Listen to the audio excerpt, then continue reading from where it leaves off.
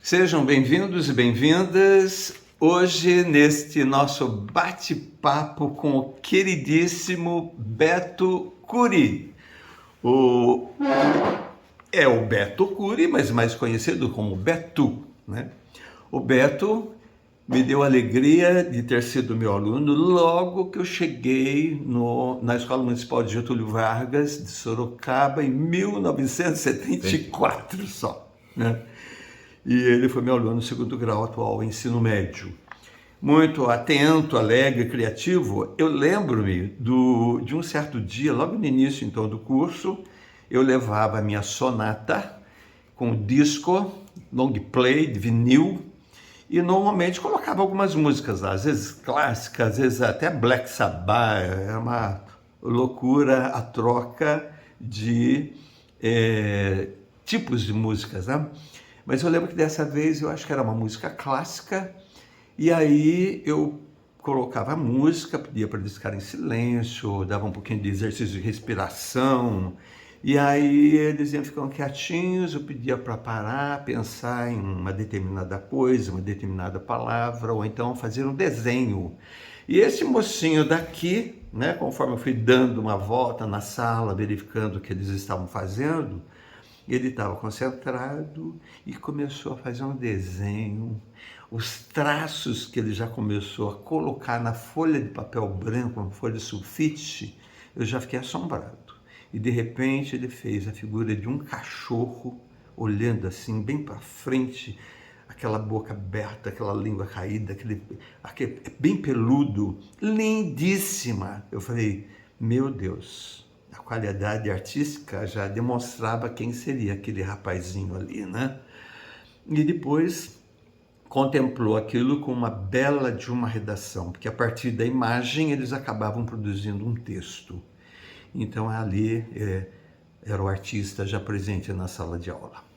Pois bem, depois ele se formou na FAAP, depois que saiu do Getúlio, e em 1984 que ele saiu da FAAP, deu aulas no Colégio Ser, o antigo universitário, onde ele ministra aulas até hoje. Então, há 40 anos, mais ou menos, já está dando aula lá dentro. 8 de fevereiro, 41 anos. 41 anos, dentro do Ser. Ele foi ilustrador do suplemento de cultura do jornal Estado de São Paulo. Depois ele foi um dos premiados em 1982 pela revista Playboy, em um concurso de ilustração sobre o conto Fuji. Ele não posou para Playboy, né? Mas ilustrou um conto, e depois ele conta mais detalhes a respeito disso. Fez também a sua primeira exposição individual de desenhos na Galeria Lansarte, em São Paulo, em 1977, e foi participante ativo em todas as edições do projeto Terra Rasgada aqui em Sorocaba. Projeto maravilhoso que causava uma ebulição na arte sorocabana, inesquecível, principalmente lá na Casa da Cultura, aquele espaço lá que precisa alguém assumir, tomar uma coragem e colocar novamente em utilização aqui em Sorocaba.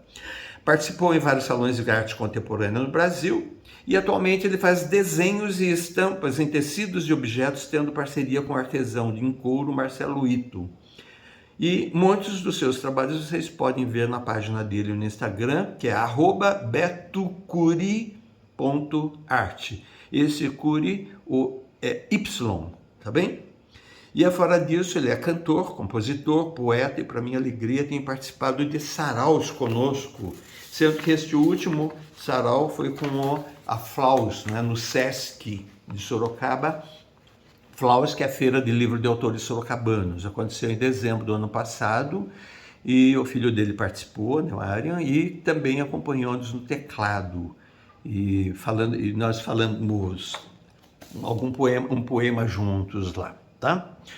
Então, o Beto tem muita história bonita para contar para nós hoje. Beto, seja bem-vindo, querido.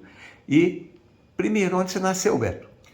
Nasci na grande Curitiba, e que o meu nascimento já é histórico, porque Dona Ana, minha mãe, perdeu a visão do olho direito quando ela me teve.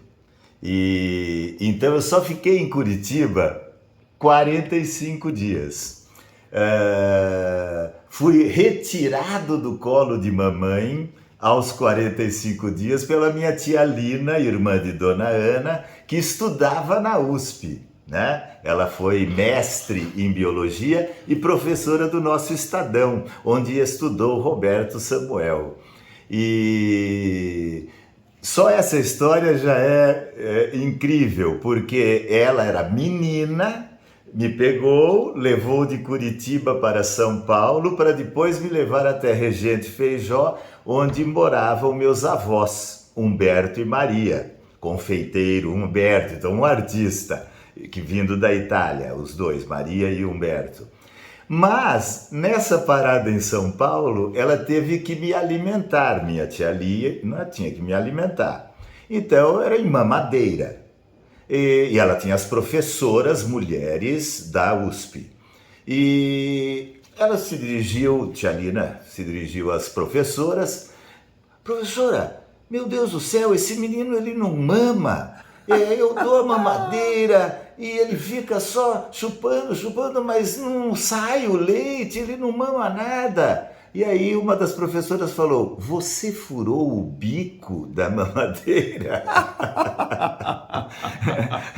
E a minha tia era tão menina que ela não sabia que tinha que, na época, veja a idade, tinha que pegar o fogão, acender a chama, esquentar agulhas e fazer pelo menos 3 furos no bico. Aí, quando ela soube disso, eu comecei a me alimentar, né? E aí deu tudo certo. E muito tempo depois eu fui saber de mamãe, Dona Ana, grande Dona Ana. Quanto tempo, mãe? Eu fiquei sem a senhora.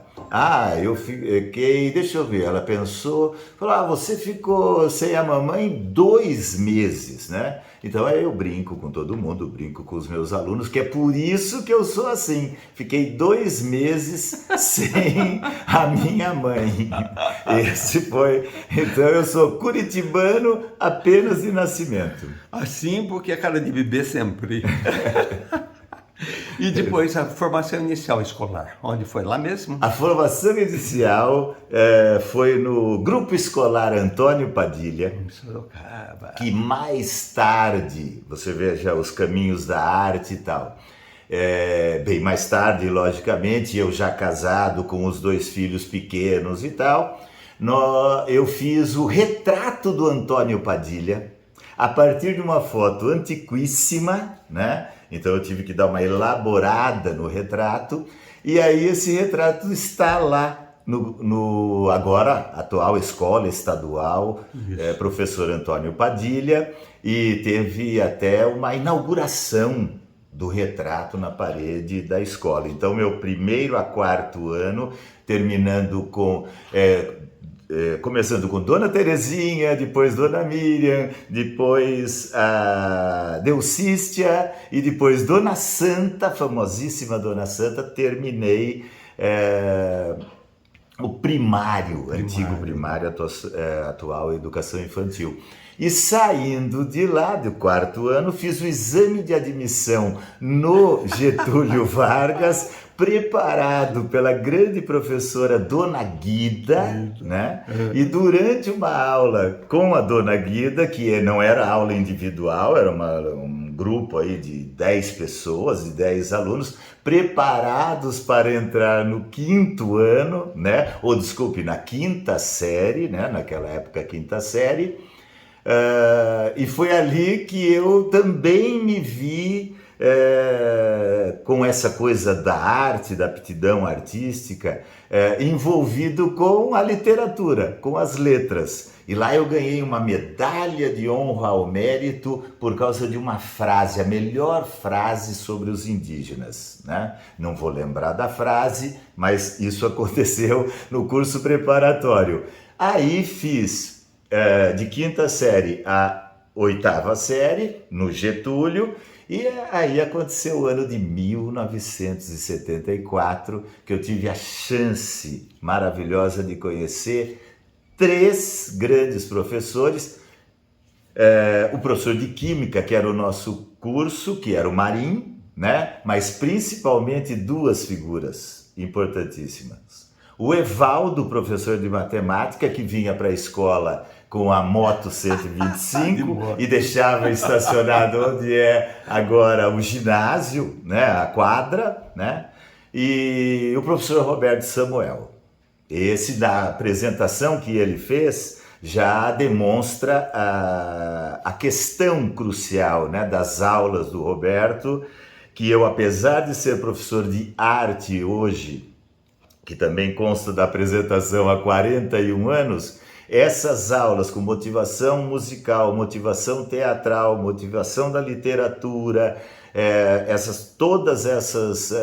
esses agentes motivadores para o aluno produzir, para o aluno se expressar, para passar da sensibilidade para a percepção e depois para a expressão, com certeza, olha, já estou arrepiado porque o mestre foi esse moço chamado Roberto Samuel Sanches, minha inspiração e meu amigo até hoje. Você é muito querido. Ó, só para vocês saberem, aquilo que está lá no fundo foi esse moço que fez. Olha que coisa mais linda. Olha a coruja nos observando aqui, ó. Tudo bico de pena, é uma coisa linda. Olha que coisa maravilhosa. Esse rapaz aqui que fez.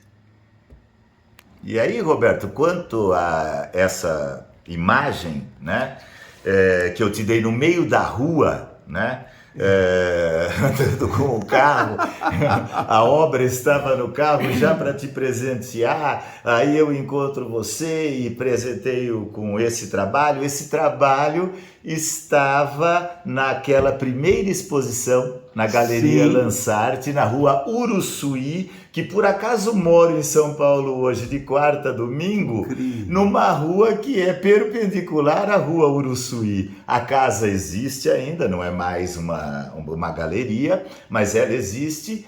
E esse conjunto de desenhos, teve até uma pequena reportagem na Folha de São Paulo com um outro trabalho, mas eles todos foram feitos na Faculdade de Arquitetura, que eu fiz um ano da Faculdade de Arquitetura na Faculdade de Santa Cecília em Santos, e eles todos foram feitos em cartolinas de diversas cores em tom pastel. E começou, ao invés de bico de pena, ele começou a ser feito, não este trabalho, mas alguns trabalhos, em caneta esferográfica preta sobre ecoline, que o ecoline é uma aquarela líquida. Então eu manchava o papel com o ecoline, né, e aplicava a caneta por cima. Era caneta esferográfica no começo do ano de 1977. Porque durante o curso de arquitetura, a gente comprou umas canetas de nanquim. Sei. Que você carregava a caneta com nanquim, né? E tinha várias espessuras, 0,1, 1, mais finas, mais grossas. E aí eu comecei a trabalhar, e esse é um dos trabalhos feitos com essa caneta de nanquim, que é conhecida como bico de pena. Então eu lembro que eu fui nessa exposição, adorei esse quadro, mas como eu não tinha dinheiro para comprar, e não era caro, né? Mas eu não contei nada para você, né? Mas falei assim, ó, faz o seguinte, observe bem esse quadro aqui, qualquer dia eu vou pedir para você fazer alguma coisa semelhante, tá bom? Aí anos depois você passa na Avenida General Carneiro, faz sinal com o carro para mim, aí encosta e você me dá essa maravilha aí que...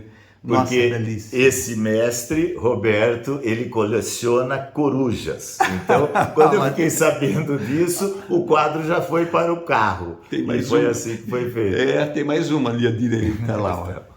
Mais uma. E você falou que nem a Terezinha de Jesus Gomes, né? Terezinha de Jesus Gomes. Foi a minha professora lá no Getúlio. E de repente ela pediu para um aluno fazer essa coruja aqui também e dá para mim, ó. Olha, ó. Ela que mandou em pedra, ele fez, né? E deu para mim. Esses alunos maravilhosos de Getúlio Vargas, né? Quanta coisa boa tem lá para contar, né? Então, aí eu quero que você fale também um pouco daquilo que vocês fizeram no Getúlio lá, né? Por exemplo, eu lembro de você fazendo parte de uma banda. Que banda era essa? banda. Nós éramos dos grupos, você, Roberto, a gente sabia que você tinha o grupo de teatro, que foi o seu grupo de estudos. Nós, muito tempo depois, nós fizemos o CD O Bicho Sem Pé Nem Cabeça, Isso. o primeiro CD musical patrocinado pela Lei de Incentivo à Cultura de Sorocaba. Só pra você saber, eu acho que eu tenho ele aí ainda. Com certeza você tem. E essa lei de incentivo à cultura, não sei se o Roberto sabe, se vocês sabem, mas quem retirou da mesa do prefeito Amari na época, foi o Gabriel Bittencourt. E nós, artistas de Sorocaba, fizemos toda uma campanha, fizemos cartazes à mão, com colagem e tal, até a Link ser publicada. Sim. O primeiro edital da Link. Então, o primeiro edital, você disse que eu não entendi o que você falou, assim, do Gabriel. O Gabriel, como vereador na época, ele Ah, retirou da mesa do prefeito, que estava engavetada, entendi. estava engavetada por um item. Eu não lembro qual era o item que não permitia, estava parado o projeto. E aí ele fez lá. caminhar. Aí ele fez caminhar, e aí nós temos até hoje a Lei de Incentivo à Cultura de Sorocaba. E no primeiro edital, a gente imaginava, quando eu digo a gente, eu, Marcelo Marra, um grande... Que está no CD também. Discípulo de Roberto, Marcelo Marra e Elisete, a esposa do Martins. Eu lembrei disso por causa do Marcelo e da Elisete, que faziam parte, como estudantes do Getúlio Vargas, do projeto do Roberto de teatro, que a gente observava esse trabalho sendo feito, né, no Teatro do Getúlio Vargas. E quando eu falo a gente da tal música que a gente gostava muito. Roberto falou da sonata, e o meu melhor amigo de 5ª ou 8ª série se chamava, e eu digo isso com tristeza e arrepiado novamente, porque era o meu melhor amigo, e eu digo era porque ele faleceu há 2 anos atrás, aquela doença incurável e tal. Mas muito amigo, e ele que me levou à música. Ele tinha uma sonata também, que era mono, para quem não sabe o que é isso. Tinha a caixa, era a tampa do toca-discos. Então tinha o toca-disco, a tampa era a caixa. Você retirava a tampa, colocava do lado e ali saía o som. O alto-falante, um alto-falante estava ali. E ele me levou à música. E a banda que eu e ele mais gostávamos era o Yes. E aí o Yes eu levei para o meu irmão Paulo, o Paulo levou para o meu filho Arian, e o meu filho Arian levou para todos os amigos dele, nós ouvimos. E agora a Alice, a neta, filha dele, do Arian, ouve Yes, gosta de Yes, de MPB e tal. E o Yes influenciou... E quem é o seu amigo? Meu amigo José Cláudio Conforte Silvestre, grande engenheiro e que também gostava muito de desenho. E ele desenhava muito. A diferença entre eu e ele é que ele desenhava olhando as coisas e desenhava muito bem. Tinha uma técnica de grafite muito boa, e o meu desenho ele já nasceu influenciado pelo professor de filosofia e grande artista plástico sorocabano, Aloísio Vieira, tá? E o meu desenho é influenciado pelo Aloísio e pelo Juarez Machado, que a gente via na TV, no programa Fantástico, fazendo uma integração de desenho com teatro mímico, né? Então tudo isso foi entrelaçado. O José Cláudio me levou à música e ao desenho. Só que eu falei isso para vocês por quê? Porque nós, no Getúlio Vargas, éramos conhecidos como o grupo dos músicos. Embora o único músico mesmo tenha sido o José Luiz Módulo, engenheiro, professor de física e músico, que foi do grupo Catavento, e além de ser um músico, um engenheiro, um professor de física incrível, continua sendo muito amigo. E essa, Roberto, é uma característica bem interessante do nosso grupo do Getúlio e do Estadão, que são duas escolas, para quem conhece Sorocaba, duas escolas geminadas praticamente, e eu posso falar que o músico do Estadão é o Cadmo Fausto Cardoso, que é músico, maestro, gente do piano, do coral, da composição. Isso. E aí, então, no Getúlio, nós éramos conhecidos como o grupo da música. E esta banda, a gente formou uma banda de 3 elementos. Eu na bateria, eu gostava de violão, tocava violão, mas eu tocava bateria, o Módulo tocava guitarra e o Anderson, que acho que foi a primeira e única vez que ele tocou contrabaixo, nesse espetáculo que foi no Teatro do Getúlio Vargas. Módulo já tinha essa verve de engenheiro, que ele tinha um gravador de rolo. Como não havia toda essa aparelhagem possível de ser comprada na época, porque só havia coisa importada e era muito caro e tal, ele usava esse gravador de rolo para distorcer a guitarra. E por que distorcer a guitarra? Porque o Steve Howe no Yes, o guitarrista do Black Sabbath, do Led Zeppelin, Jimmy Page, todos tinham guitarra distorcida. Então a gente também ia fazer um som com distorção. E essa apresentação era uma apresentação instrumental, porque não tinha quem cantasse, né?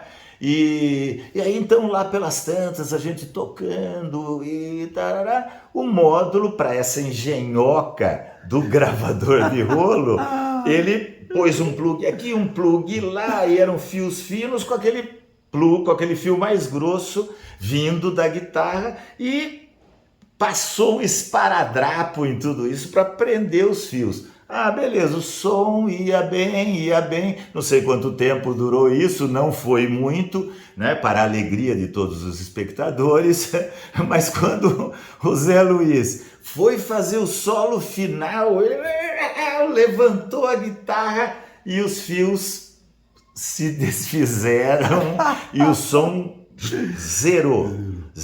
Eu na bateria continuei tocando, olhei para o Anderson, ele continuou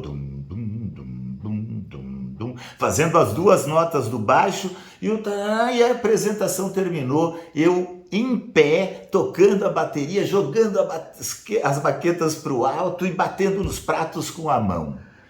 E no Getúlio Vargas, para quem estudou naquela época, o Roberto, o Evaldo, o Marinho, eles conheciam Dona Mara, uma figura fantástica que tomava conta da gente no pátio, nos corredores e tal. E eu então desço do palco, a gente desce do palco e eu ouço a Dona Mara no meio do corredor do teatro. Ela, eu adorei o baterista. E a minha carreira de baterista terminou aí. Olha aqui, exatamente desse ano de 1974, eu fui aluno também. Na verdade, é o seguinte, quando eu estudei no Estadão, ele não dava aula para mim, Malísio Vieira. Então, exatamente minha classe não ia ter aula com ele. Então, quando um professor faltava, eu ia até a sala dele para assistir a aula dele. Ele me liberou. E aí, ele me deu esse cartão, nesse ano mesmo. Levanta um pouquinho só mais. Ah lá.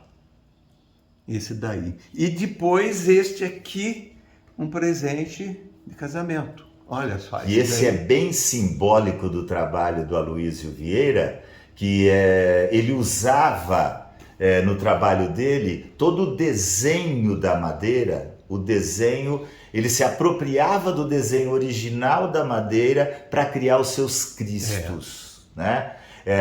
E teve uma fase dele que também a Nossa Senhora apareceu no trabalho dele. O trabalho fundamental era o Cristo, mas em alguma época apareceu Nossa Senhora também no trabalho dele. E falar de Aloysio Vieira não apenas por conta da influência que eu tive do desenho dele, mas a importância dele até hoje e da figura de um pai de um grande amigo meu chamado Mário Maffei, o meu amigo, o pai dele, Lourival Maffei, e a mãe Mazé Maffei. Grandes figuras, né? Grandes figuras, incentivadores da arte. Depois de muito tempo eu descobri que a mesma coisa que aconteceu comigo na área de artes visuais, ele me levou a conhecer o ateliê do Sayane, Zezé Correia, Tereza Faria, que depois eu trabalhei com a Tereza em 1983, que é uma outra história, mas o Lourival foi que me levou à primeira exposição que eu conheci como exposição de arte visual, que foi a exposição do Aloísio Vieira, no centro da cidade, não sei exatamente qual o local, mas aí eu me encantei, fiquei apaixonado e meu desenho é influenciado até hoje pelo desenho dele.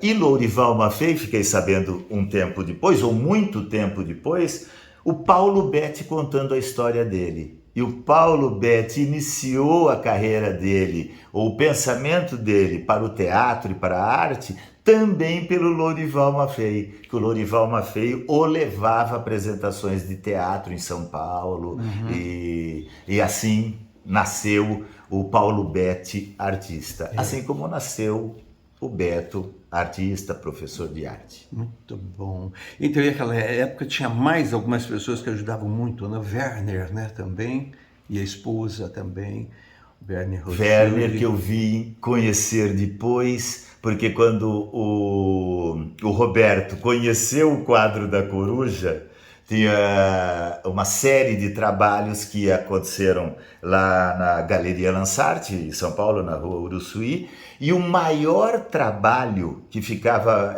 ele até era muito grande e pesado, ele ficava sustentado por um cavalete.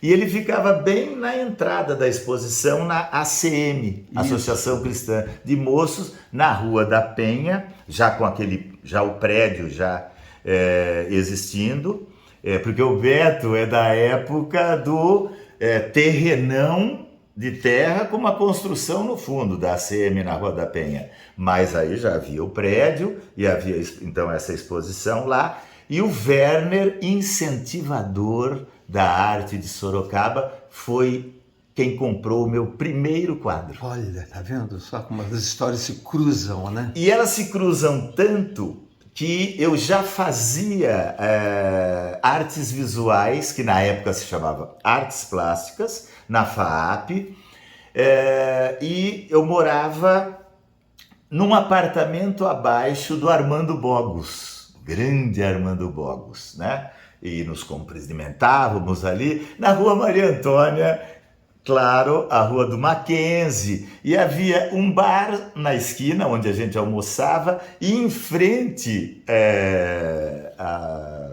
uma lanchonete, vamos dizer que fosse o Bob's, tipo Bob's, agora eu estou esquecendo o nome, mas era bem semelhante a isso, e eu, com aquela qualidade de mexer em dinheiro que eu tenho até hoje, eu tenho uma habilidade financeira inacreditável, eu peguei o dinheiro, porque você imagina, 1978, né? Peguei aquele dinheiro e coloquei na minha bolsa, que naquela época você comprava uma bolsa de couro, os artistas, né? Os ripongos da época, porque hippies nós nunca fomos, mas enfim, a gente comprava a bolsa de couro, lavava a bolsa, molhava a bolsa para deixar no sol e ela ficar legal, mais escura, tal. Então eu já tinha essa bolsa, coloquei a carteira com o bolo de dinheiro que eu ganhei da venda do meu primeiro quadro, tal, tudo na bolsa, e cheguei da FAAP, da aula, e fui, ao invés de almoçar, eu resolvi comer um lanche, né? A única coisa na saída desse lanche, depois do lanche, a única coisa que eu esqueci foi a bolsa. A bolsa no banco, que era um banco bonitinho, assim que a gente sentava, comi o lanche, saí, Ei, você esqueceu a bolsa. Saí correndo para pegar a bolsa. Eu peguei a bolsa, tinha tudo na bolsa, até a carteira, menos o dinheiro. Então assim começou a minha trajetória no mercado da arte. Sei. E o Werner, inconscientemente, ele me ensinou uma coisa muito, muito interessante. E é tão interessante, é óbvio que ela serve para mim, e olha como que a pessoa é visionária. Ela é tão visionária, Werner, esse cara incrível, que ele ficou muito chateado comigo. Oh, como que ele ficou muito chateado comigo? Ele ficou chateado por eu ter sido classificado no Festival de Música de Sorocaba, chamado Ciranda, tá? Esse festival trouxe gente, o Língua de Trapo, por exemplo, praticamente, lógico que ele nasceu em São Paulo e tal, mas ele veio e ficou em terceiro lugar nesse festival Ciranda, que ficou muito famoso, e quem fosse classificado para o festival ganhava uma gravação em fita cassete, que também muita gente já não sabe nem o que é isso, mas numa gravadora em São Paulo, né? E lá fomos nós gravar nessa gravadora, que era uma gravadora importante, e toda a gravação ia gerar essa fita chamada Ciranda. E fizemos a gravação, eu tocando violão e Lulé Castilho e Carola nos vocais sopranos. Carola, irmã de Lulé Castilho. A irmã da Lulé. Maria Carolina. Maria Carolina e Lulé cantando e eu tocando violão. E naquela poesia da época, que hoje eu entendo os meus alunos, né? Embora eu fosse um pouquinho mais velho, mas vinha dessa trajetória, que tudo que você escreve parece que o mundo está acabando. Era uma coisa assim pesada, né? Uma coisa assim forte, não depressiva, mas uma coisa poderosa, nessa coisa de que acho que não vai dar certo. Então a música se chamava Os Meninos de H. Os Meninos de H, será que é porque o meu nome é Humberto com H e o meu nono era Humberto sem H, como todo italiano e tal? Não, os Meninos de H eram os meninos da bomba de hidrogênio. Então, essa música muita gente gostou e ela foi uma das premiadas com a gravação em São Paulo. Uhum. Hoje eu tenho a fita, mas exatamente no momento da gravação ainda sobrou um pedaço da fita e ela foi colocada, digitalizada já, mas a fita, você tinha que voltar a fita com uma caneta Bic, né? Uma caneta esferográfica, para você voltar, e numa dessas voltas a fita arrebentou, né? Mas, enfim, foi essa trajetória. Mas explique, Beto, por que o Werner te ensinou? E por que ele ficou bravo com essa história? E é verdadeiro o ensinamento. Porque hoje existe uma mescla de linguagem, né? É a arte híbrida. Você faz um trabalho, um projeto, uma realização que existe um hibridismo de linguagem. Você une teatro com imagem, slide, projeções e tal. Mas naquela época, quando ele adquiriu o quadro, ele adquiriu com uma visão de mercado. Esse cara, ele vai ser famoso como um artista visual. Beleza, então eu vou comprar uma obra com o valor de mercado. Quando ele me viu apresentando uma música, ou seja, esse cara, ele é mais músico, ele virou um músico e não é mais artista visual, ele ficou achando que havia uma contradição nisso e que depois, com o passar do tempo, e estamos aqui hoje, inclusive, falando que não há essa contradição mais, mas ele me ensinou que existe um valor de mercado, né? E esse valor de mercado é uma coisa que eu nunca fui buscar. Não é nem o valor de mercado, né? O mercado eu nunca fui buscar, porque você precisa de uma dedicação fantástica. Aí talvez o Roberto ia perguntar, mas Beto, você descobriu isso com 20 anos, com 22 anos? Por incrível que pareça, não, eu descobri visitando uma loja de tintas que um amigo nosso estava participando de uma revista de Curitiba, tá? Uma revista de arte, e ele nos convidou para o lançamento da revista. E lá ninguém me falou nada, só um artista, eram 4, um não estava presente.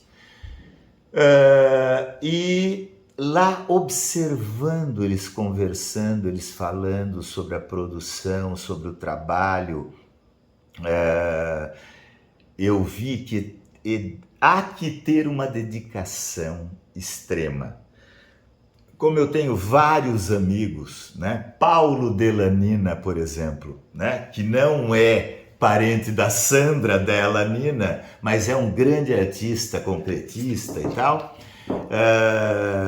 E a dedicação dele é total. Ele acorda pensando e produzindo arte visual e dorme e sonha com isso, assim como eu vi naqueles 3 artistas que estavam presentes naquele lançamento daquela revista.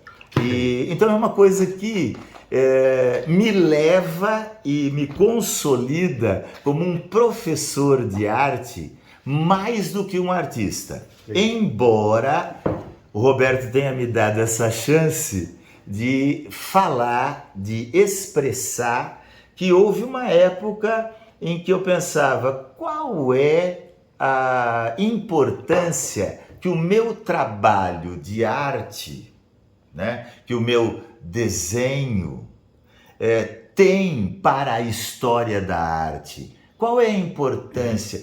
Qual é o diferencial dele para ter alguma importância na história? Eu pensava isso, já não penso mais. Por quê? Porque tem uma importância, essa importância está não acontecido ontem, por exemplo, né? Dessa dinâmica que é o fruto de todo esse trabalho de arte, educação, de hibridismo de linguagem e tal. Um aluno trabalha comigo, ele não falando agressivamente, mas ele é tão careca quanto eu. Ele foi meu aluno em 1986.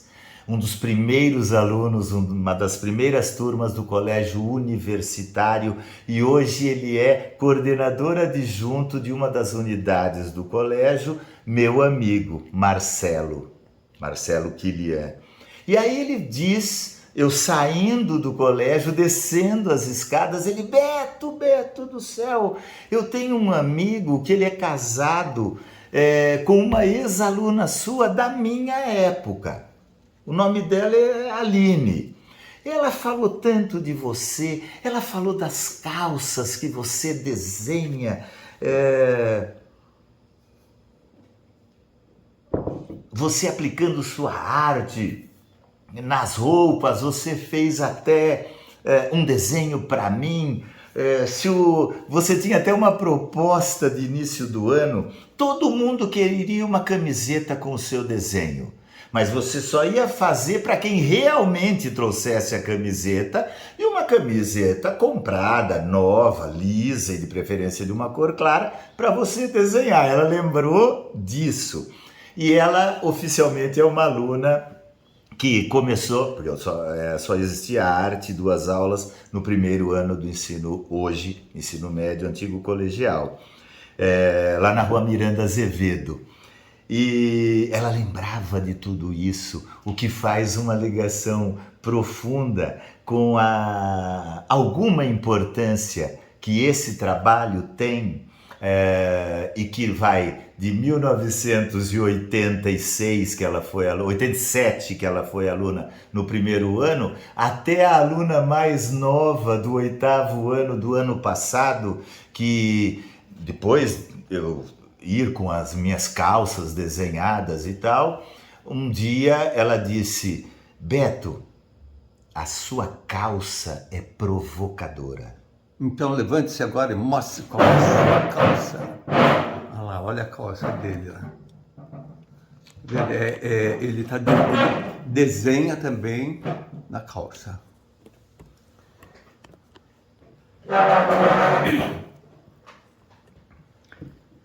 Muito legal, né? Já que um dos programas mais lindos, mais maravilhosos, originais da TV brasileira, que o Abujamra pedia para o entrevistado olhar para a câmera e falar: pode falar o que você quiser, afinal não tem ninguém assistindo mesmo.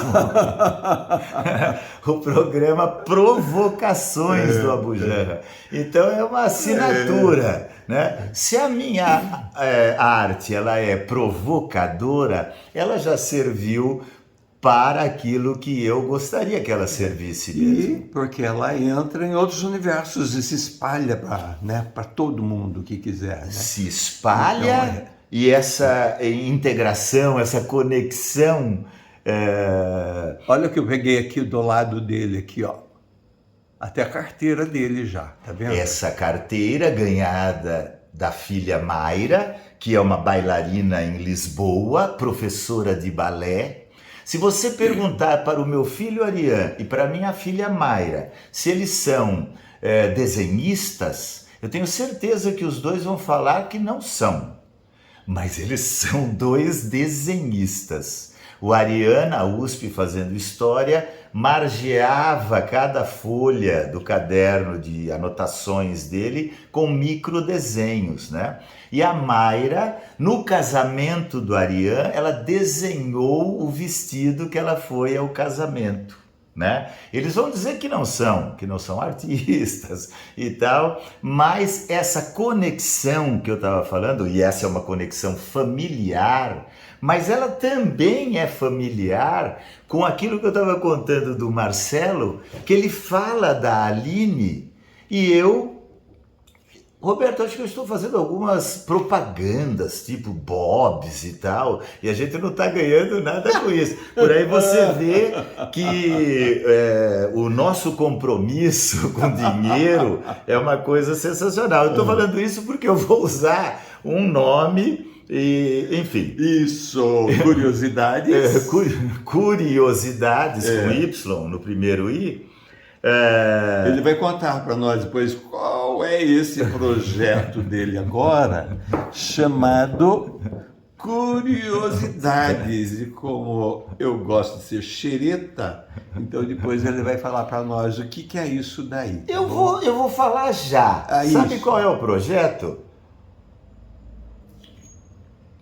O projeto que tinha uma visão de ser, por exemplo, todo mundo entra no Teatro do Sesc, que é um lugar mágico para as coisas da arte, do esporte, das atividades em geral, mas na arte é uma coisa espetacular o espaço do SESI e as atividades. Mas então vamos pensar que todo mundo entrou no Teatro do SESI, do Sesc ou do SESI, e ali eles vão ver Beto Cury solo, né? Mostrando curiosidades como essa do Marcelo Kilian ontem. Ele acaba de me falar toda essa relação dos desenhos que eu fazia na roupa e tal, que a Aline trouxe para a nossa vista, para o nosso coração. E eu sempre saio daquela unidade e vou almoçar no restaurante da outra unidade. Mas como agora estou fazendo uma dieta, né, de legumes cozidos com uma proteína, eu falei, eu vou fazer uma experiência, né? Pela primeira vez, eu sei que lá é quilo, pela primeira vez eu vou visitar o quilo da Padaria Real, né? E foi o que eu fiz, estacionei meu automóvel no estacionamento e subi, né? Subo, pego toda uma linha, fico extasiado, porque é uma comida sensacional, é visual, a chefe de cozinha estava lá orientando, aí toda a primeira mesa eram os legumes e tal, o prato já estava imenso, aí tinha uma tilápia, tal, fantástico, coloquei e tô com o prato na mão, já mirado no peso, na moça que ia pesar o prato. Quando vem uma moça voando, pula em cima de mim, tive que colocar o prato ao lado da balança, e abraça e Beto, e começa a chorar. Lógico que arrepia novamente. Ela fica muito emocionada, mas o mais interessante de tudo é que a moça da pesagem, ela pega um guardanapo para que eu dê para a Aline, que a gente tinha acabado de falar, para ela secar as lágrimas, e a moça do caixa fica extasiada com aquela situação. E graças a Deus não tinha mais ninguém na fila. E vai, aí eu falo, Aline, você tá com quem aqui? Porque ela é casada com o amigo do Marcelo e tal, mas ela está com o patrão da empresa que ela trabalha em Itu, que ela me falou naquela hora, trabalho em Itu e eu tô com o meu patrão almoçando aqui, depois a gente vai voltar para o trabalho. E, nossa, é isso. Uma delícia, que né? delícia. Professor, né? Professor, né? Professor, e como está tudo envolvido, tudo entrelaçado. O né? afeto. Pedagogia do afeto, né? Aquilo que é tanto falado, né? Em cada começo de ano, vamos trazer as pessoas, nossos alunos, vamos fazer uma acolhida, né? Vamos fazer essa acolhida, ela é cotidiana. Muito importante. Ela é importantíssima e ela é sempre. Sempre. Porque eu mais 30 numa sala, uma hora vai ser um, outra hora vai ser outro, a outra tá ali, um apresenta um detalhe e a gente vai acrescentando, né? E parece, nunca é um fechamento, a gente nunca termina absolutamente nada, a gente vai acrescentando essa história de uma conexão extrema que vai de você estar num lugar e falar de uma pessoa de 1987 e sair do local, ir a um lugar que você nunca foi e não iria, e fazer esse contato, encontrar, e aí vem as redes sociais e me deu vontade de falar de Rubem Alves, que tem um dado interessantíssimo. Eu, em off, havia falado para Roberto que a gente está nessa constante e ele me apresentando elementos tecnológicos, falando dos filhos, da relação e desses elementos tecnológicos que a gente está usando. E me lembrei agora de Rubem Alves, que falava que nós, os mestres, os professores, éramos como carvalhos, né? Uma árvore que a gente planta a semente, mas jamais iria ver os frutos.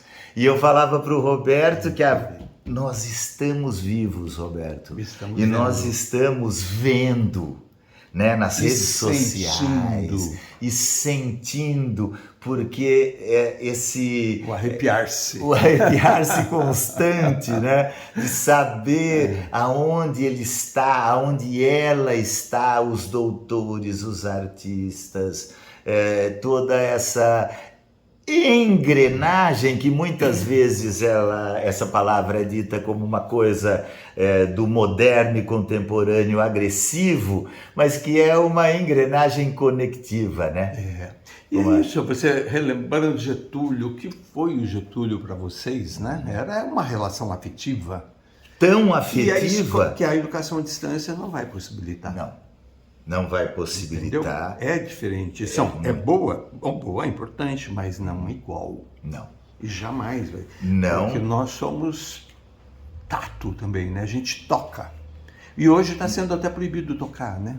Conforme você toca, você tem um problema a mais.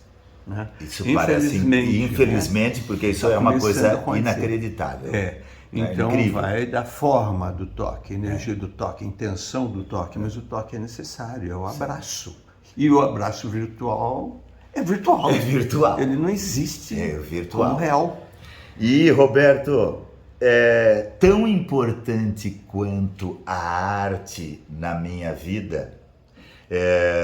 Eu falei da importância de acordar, né, e ser um artista eterno no trabalho e tal, que eu acho fantástico, e tenho uns amigos incríveis que são assim e tal, mas do outro jeito que eu digo que eu sou um artista publicitário, que eu preciso do tema, né, para coisa acontecer. Mas é verdade que eu durmo pensando e acordo pensando naquilo que eu vou fazer na minha sala de aula, no meu dia. Aí a diferença fantástica de você ter uma certa idade é que você não fica preocupado com isso, né? A nossa premissa desse discurso, desse bate-papo que a gente está fazendo hoje é que seja e que será e que é uma coisa divertida, né?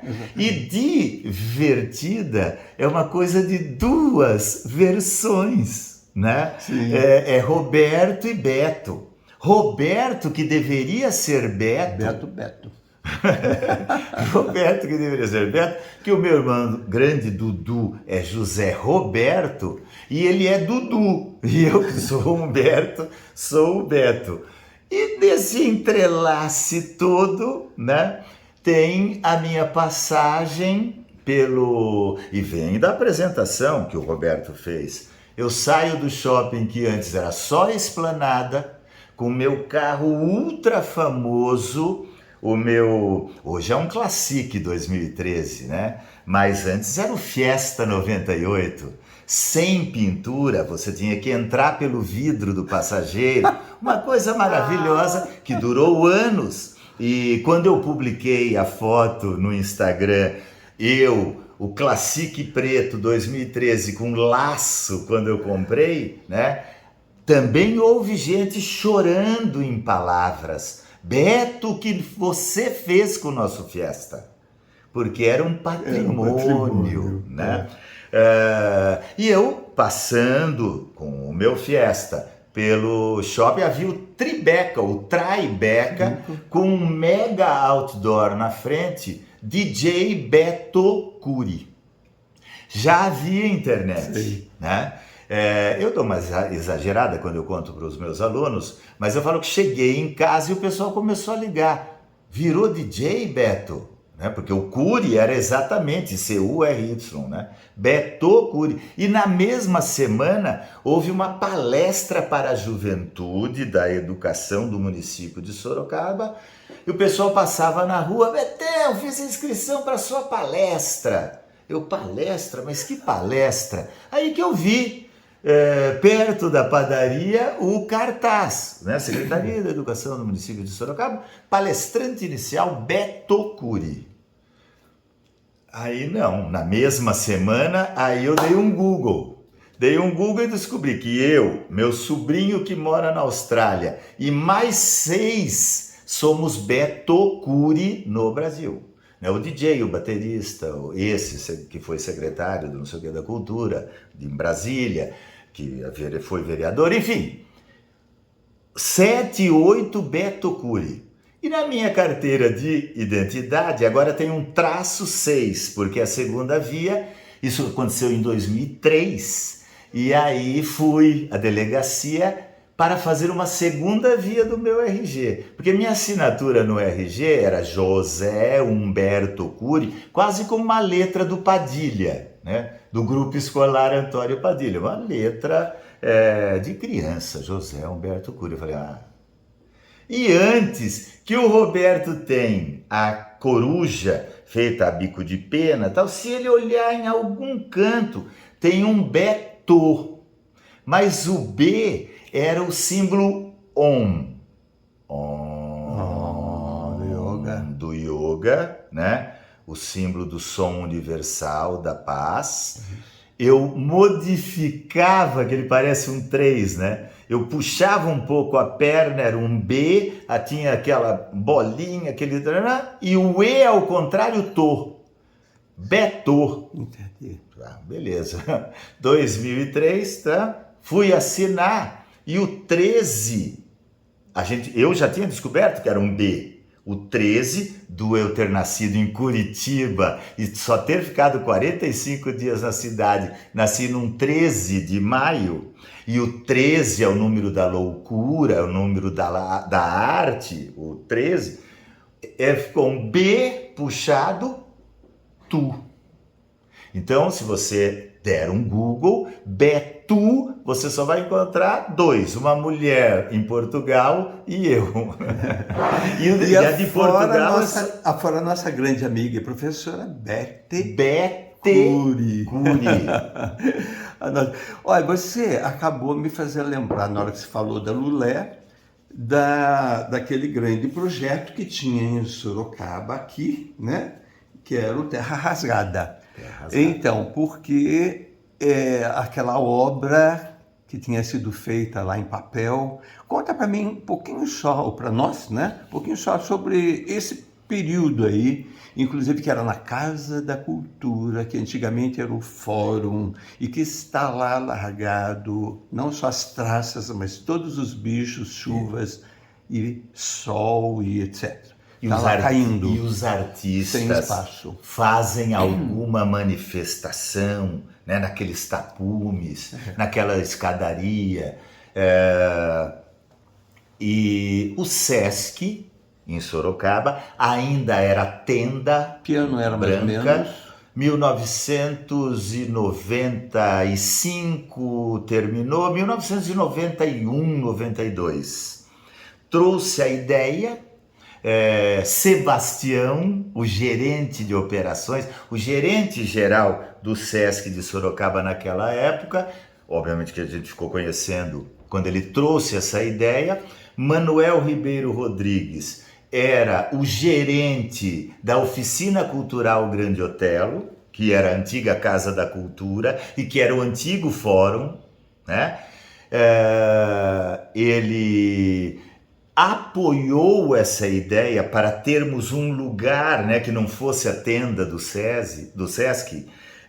Então o local foi a Oficina Cultural Grande Otelo, e a ideia que gerou uma ebulição entre os artistas de todas as linguagens, do teatro, da música, da dança e das artes visuais, e a proposta era linda demais, que era... o artista ou o grupo de artistas sorocabanos ou da região de Sorocaba que falasse, que a obra expressasse o que era Sorocaba. O que era Sorocaba para esse artista? O que era Sorocaba para esse grupo? E aí a logística da Secretaria do Estado de Educação da época e o Sesc, a logística do Sesc, deram todo o apoio para esse evento que no Sesc costuma durar apenas um ano, mas a relação com a sociedade, a relação com as escolas, de levar os alunos para ver as apresentações, e as apresentações começava de manhã, terminava à noite, e era a primeira vez que Sorocaba via instalações artísticas, né? Espaços ocupados, que depois se chamou site específico, né? O lugar específico da arte. De novo arrepia, porque artistas foram conhecidos, jovens artistas foram conhecidos lá, Quadra Companhia de Dança, 2 homens, 2 mulheres de Votorantim que faziam um trabalho com a periferia, e hoje não são mais crianças, eles não estão mais por aqui, mas a aquelas crianças, hoje são do Parque da Autonomia, em Votorantim, que dão aulas gratuitas para a população, enfim, tudo aquilo que a gente vem falando desde o começo desse bate-papo, esse entrelaçamento e tal, acontecia e aconteceu não em um ano, não apenas um ano, mas durante 4 anos, nesses moldes. Aí, lógico, vai enfraquecendo porque entram outras características e tal, mas aquela característica inicial da fusão dos artistas, um colaborar com o trabalho do outro, um participar do trabalho do outro, e a ideia já veio assim, porque não era apenas o artista se expressar falando da sua cidade, mas momentos de reflexão sobre o produto, sobre arte em geral. Então, quando você fala de Lulé Castilho, como todos os outros artistas, ela participou, mas teve um encontro fundamental, porque o trabalho dela no Terra Rasgada, e vem vindo até hoje assim, ele se baseava em rolinhos de jornal. Rolinhos de jornal. Que ela fazia os rolinhos à mão. E esse rolinho, nós aprendemos, eu e ela aprendemos com Tio Júnior, Diocleciano Bertazzi Júnior, por acaso primo direto de Cadmo Fausto, né? Sim, nosso maestro. Do nosso maestro Cadmo Júnior, pedagogo, professor de educação física, trabalhador brincante com crianças, meu praticamente irmão, ensinou uma vez a fazer o rolinho de jornal para criar peças de volume e tal. Eu me interessei só naquele momento e a Lulé começou a usar aquilo como material de trabalho. E na conversa que eu e o Roberto tivemos antes, aparece realmente um dos trabalhos mais incríveis, lindo. Porque o outro trabalho que veio depois, apesar dele ter ocupado as 3 paredes do chão, que ficava no primeiro andar, até o teto, né, com placas de papelão e rolinhos de jornal fazendo personagens históricos e tal, mas o trabalho de maior impacto foi a grande esfera, o grande globo, né, que pegava, vamos dizer, aquele cubo espacial que era a entrada, depois que você subia a escadaria e você entrava por aquele portal da Oficina Cultural Grande Otelo, era só o globo ocupando aquele espaço inteiro. Temos fotos dos filhos colando, ajudando a colar papel de seda sobre aquela estrutura feita de rolinhos de jornal, né? E bonequinhos de jornal que ficavam entre o papel de seda e a estrutura. De arrepiar. E tal, de arrepiar. E aí uma coisa que o Roberto não sabe. Último dia de exposição, e eu intuía que a Lulé tinha uma ideia. E a Lulé é diferente de mim, que eu disse que eu sou um artista publicitário que precisa do tema. Ela é uma artista do útero, né? É uma artista visceral, né? E tinha uma coisa da família, da doença do pai, alguma coisa assim, da doença da mãe, uma coisa que estava um incômodo, tal, e aquela esfera onde as pessoas entravam no globo. Então tinha a parte externa e a parte interna com uma música tocando, né?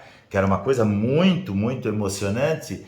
Ela vira para mim, ainda dentro da esfera, ela fala: "Tu leva o Ariel e a Mayra comprar pastel?"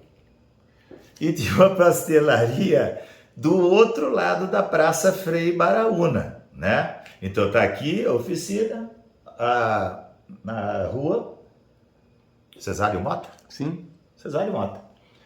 E a pastelaria lá. E o Arian era vidrado naquela época em pastel. O cara só comia pastel. Leva eles comprar pastel. E a Mayra micro.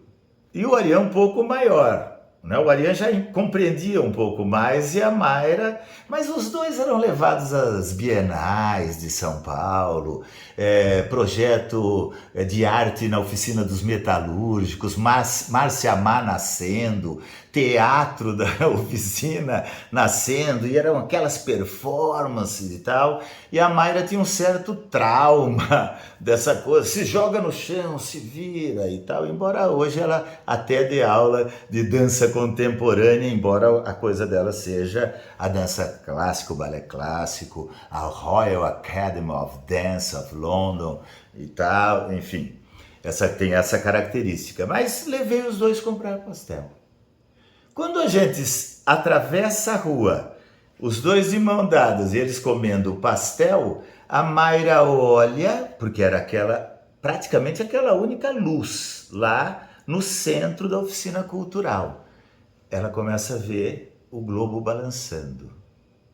Papai, o que está acontecendo com o trabalho da mamãe? Né? Aí a proposta era...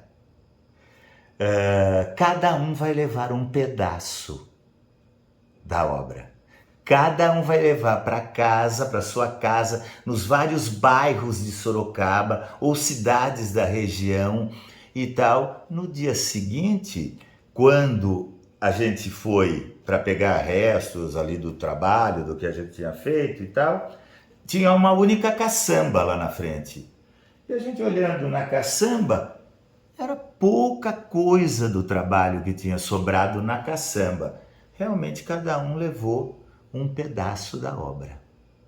E de alguma forma, isso, talvez para encerrar e jamais encerrando a questão do projeto Terra Rasgada, importantíssimo na cidade de Sorocaba, talvez isso tenha certinho. me inspirado ao trabalho do ano seguinte. Que foi qual? Eu peguei 12 cadeiras de madeira barata que eu encontrei numa loja de coisas de madeira e tal, porque sempre o custo do meu trabalho, a ideia era ser o mínimo custo possível. Mínimo custo. E foi muito barato, foram aquelas 12 cadeiras. E aí elas precisavam ser de madeira para eu poder pintar ao melhor estilo impressionista, com tracejados, né?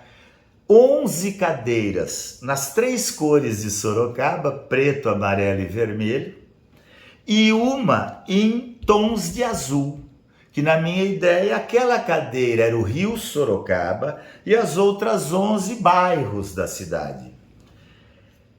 E aí fomos, no dia da inauguração da exposição, inaugurou aquele ano do projeto Terra Rasgada, eu só fiquei no prédio com o rio e espalhei cadeiras por todos os bairros de Sorocaba. Entendi. A ideia era, a pessoa vê a cadeira, pega a cadeira, põe no porta-malas do carro, leva e vai usar. Eu uso a cadeira na minha casa até hoje, porque a minha cadeira é a cadeira do Rio. Mas ela pode ter certeza que 11 cadeiras vivem nos espaços sorocabanos. Então agora, Beto, para nós terminarmos, a vontade de continuar, né? Mas você vai tocar alguma música para nós, né? Certo? Então acho que dá para você ficar aí mesmo. Quer afastar a cadeira? Daí Posso pode falar? Pode. Fale. Da onde nasce tudo isso? Sim. Você vai falar, Beto, mas você já falou lá dos meninos de H, daquele festival Ciranda e tal. Naquela época, Beto Cury não sabia absolutamente de nada, né?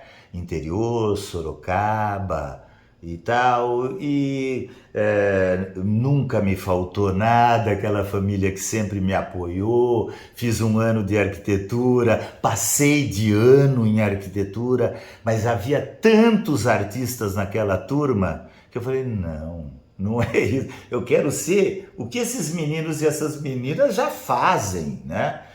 E aí então, 78, FAAP, e de lá para cá, Roberto, que bênção, que coisa interessante, nunca procurei emprego. Interessantíssimo isso. E eu falava, da onde vem essa coisa de professor? Que o professor Horácio Blasek, Do universitário, né? do universitário, depois do cursinho Horácio, da onde Horácio Blasek tirou que eu ia ser o professor de arte do colégio dele e dos amigos dele de São Paulo, né? Que o colégio universitário nasceu do cursinho universitário, que era na Rua 7 de Setembro. Isso. Né? 5 anos depois, abre o colégio, 1984, final de 83, ele me convida. Depois de alguns anos que eu me toquei que o Horácio é de alguma forma parente da Teresa, que eu trabalhava em 83, o meu primeiro ano da Escola ProArte, né? Ensinando desenho, pintura, e eu, da onde vem essa coisa? Lembrei-me que quando eu comecei na FAAP, o primeiro semestre, claro, eu tive as aulas. No segundo semestre, você podia ser professor auxiliar de algum professor, se ele te aceitasse. Aí eu fui muito bem na Plástica 1, e o professor Antônio Celso Sparapan, a literatura sempre andando junto, né? Eu até usei numa letra que eu não vou tocar na música hoje, que ele tinha um trabalho onde ele escrevia o texto que era para fazer parte do meu exército, basta não vestir meu uniforme.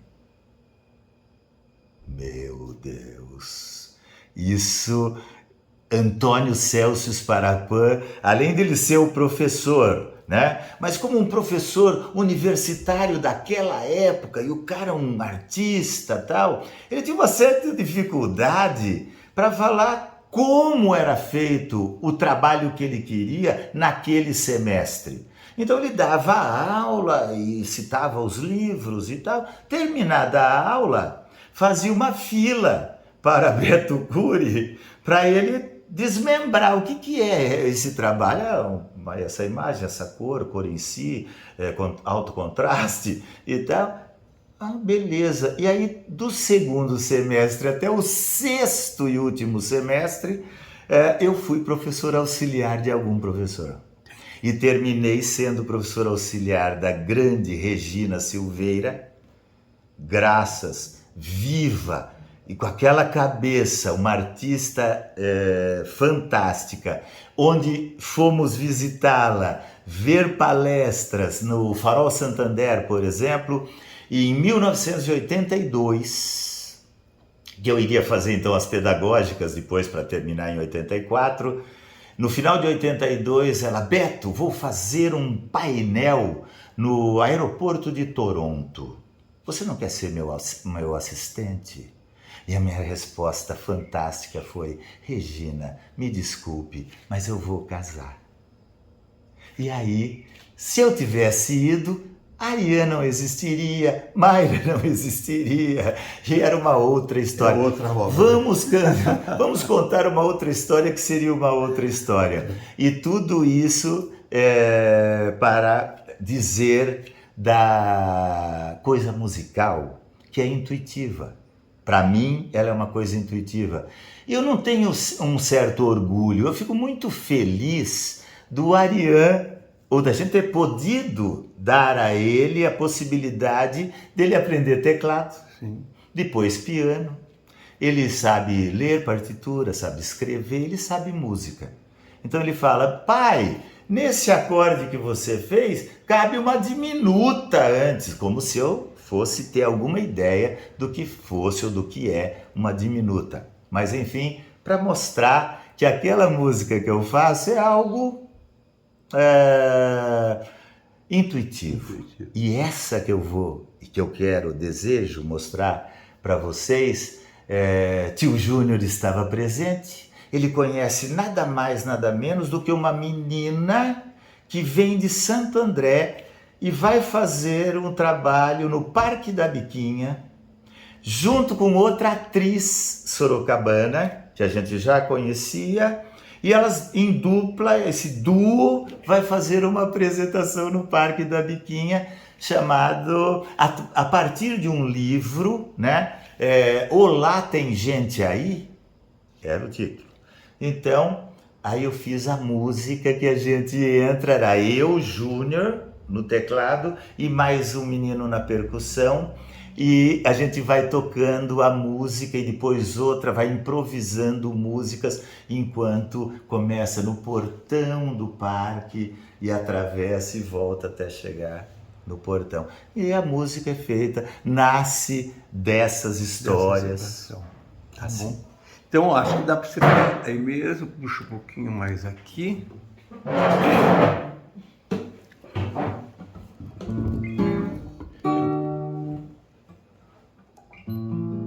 Quando você quiser.